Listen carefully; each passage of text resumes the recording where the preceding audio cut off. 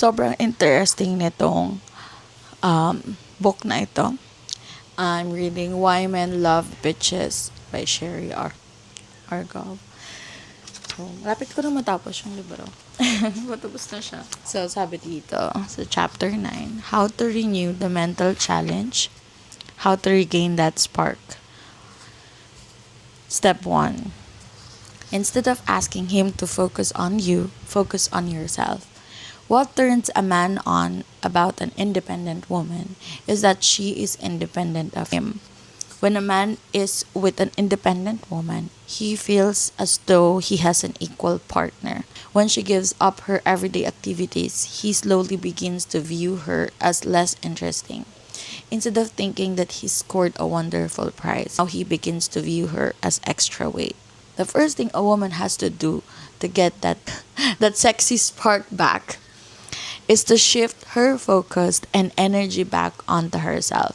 She has to develop interests outside her man. Actually, naniniwala ako dito dahil yung mga past relationship ko, first time magkaroon ng boyfriend.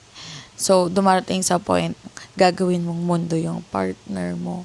Set aside mo, even yung hobbies mo. Yung career, nandun pa rin siya, hindi pa rin siya nawawala. Kasi identity mo na yun yung hobbies, yung ibang mong mga interests. You tend to set aside yun. Just to give more time dun sa partner. So, it's actually toxic. So, I realized na nakaka-toxic siya kasi mas gusto mo na lang kasama sa bahay. It is not that healthy dahil darating yung point na either mapapressure yung partner, masasakal yung partner kasi ginawa mo na siyang mundo na instead na ikaw, nagagawa mo pa rin yung mga bagay na gusto mong gawin.